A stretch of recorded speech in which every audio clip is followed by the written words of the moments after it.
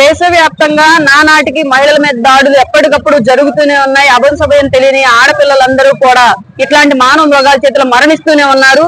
డబ్బు ఉన్న వాళ్ళు చేస్తేనేమో ముఖ్యమంత్రి స్థాయి వ్యక్తులే ఇట్లాంటి వాళ్ళని కాపాడుతూ ఉన్నారు. కేవలం పేదవాడు నేరం చేస్తేనే మాత్రమే వాళ్ళని పట్టుకున్నట్టు శిక్షించినట్టుగా నటిస్తూ ఉన్నాయి గవర్నమెంట్ ఇప్పటి వరకు కూడా.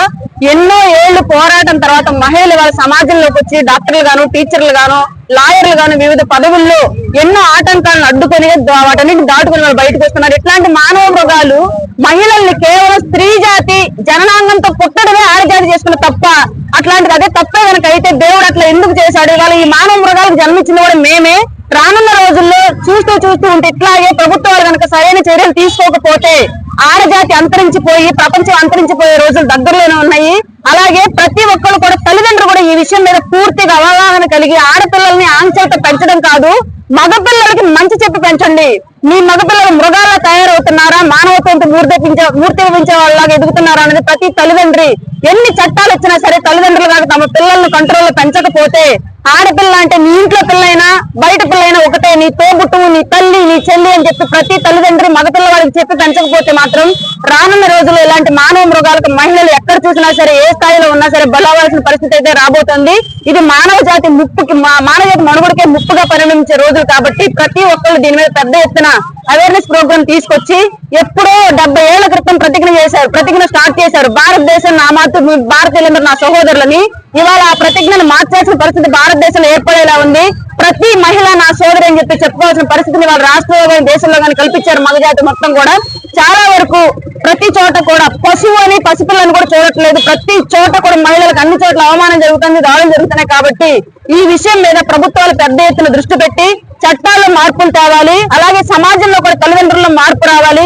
ఆడబిడ్డకు పెట్టే ఆంక్షలు కాదు, మగబిడ్డకు ఆంక్షలు పెట్టాల్సిన రోజులు ఈరోజు వచ్చాయి. కాబట్టి ఈ డ్రగ్స్ నుంచి, గంజాయి నుంచి, దాడుల నుంచి ఆడబిడ్డలను కాపాడాల్సిన బాధ్యత పెద్ద ఎత్తున ప్రభుత్వాలు తల్లిదండ్రులు తీసుకొని సమాజంలో ముందుకెళ్లాలని చెప్పేసి ఈ సందర్భంగా కోరుకుంటూ, ఎవరైతే అమానవీయంగా ఒక డాక్టర్ ని, ఎంతో మంది ప్రాణాలను కాపాడే డాక్టర్ కి ఇవాళ ప్రాణాలు తీసేశారు, ఆ మానవ మృగాన్ని కాపాడుతుంది ఒక మహిళా ముఖ్యమంత్రి అని, అలాగే ఆవిడే ఆ స్టేట్ కి హోమ్ మినిస్టర్ కూడాను.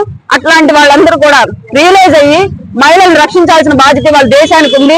వీటంతని పెద్ద ఎత్తున రాజకీయాలకు అతీతంగా మహిళా భద్రతకి ప్రాధాన్యత ఇస్తూ ముందుకు తీసుకెళ్లాలని చెప్పేసి మేము కోరుతున్నాం.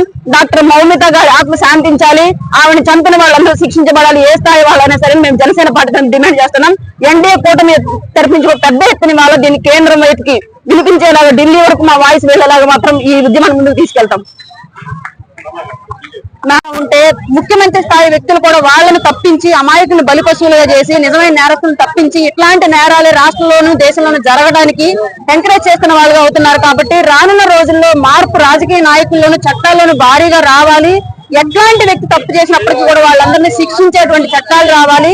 మనుషుల్లో ప్రధానంగా మార్పు రావాలి. మనవాడైనా సరే తప్పు చేస్తే నిర్మోహాటంగా అతను శిక్షించాల్సిందే, మంచివాడైతే పరాయి వాడైనా సరే మనం ఆదరించాల్సిందే అనే మానవ సమాజంలో మార్పు రావాలి. తల్లిదండ్రుల్లో ప్రధానంగా మార్పు రావాలి. ఇన్నాళ్ళు ఆడపిల్లలకి కట్టడి చేస్తూ ఇది చేయకూడదు, అది చేయకూడదు, అటు వెళ్ళకూడదు, ఇది చేయకూడదు అని చెప్పేసి నేర్పిస్తూ వచ్చిన తల్లిదండ్రులు ఇక నుంచి మగపిల్లలకు చెప్పండి, మీరు ఇలా చేయకూడదు, అలా చేయకూడదు, అది తాగకూడదు, ఇది చేయకూడదు అని చెప్పేసి దయచేసి తల్లిదండ్రులు మగపిల్లల్ని చిన్నప్పటి నుంచే కట్టడి చేసి పెంచండి. లేదంటే మీరు పెంచుకున్నటువంటి మీ ముద్దు బిడ్డ మానవ సమాజంలో ఒక మృగంగా మారితే ఆ రోజు బలయ్యేవాళ్ళు మీరు కూడా ఉంటారు. కాబట్టి ప్రతి తల్లిదండ్రులు ఈ విషయంలో అందరూ ఇనిషియేట్ తీసుకొని బిడ్డల్ని సవ్యంగా పెంచడానికి, సమాజంలో నేరస్తులుగా కాకుండా ఉండడానికి పెద్ద ఎత్తున నడుం బిగించి ముందుకు రావాలి అని చెప్పేసి, అట్లాగే చట్టాలు కూడా బలమైన చట్టాలు ఉండాలి. డబ్బులు ఇచ్చి చట్టాలు మార్చుకునే పరిస్థితి ఈ రాష్ట్రంలో కానీ ఈ దేశంలో కానీ ఉండకూడదు.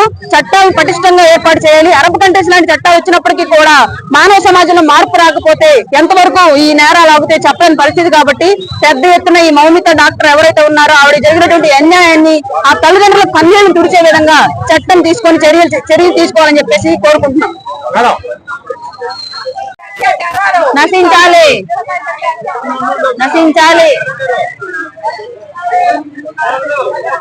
మనకి క్యాండిడేట్ తీసుకోవాల్సిందిగా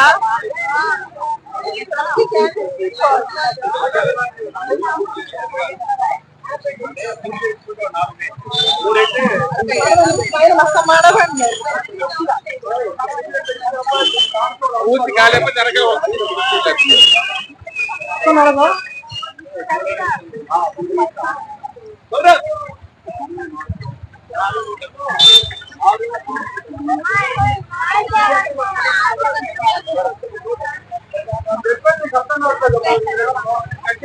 మీతో మాట్లాడించమంటారా?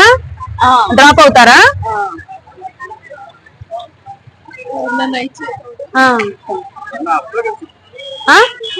పిల్లలకి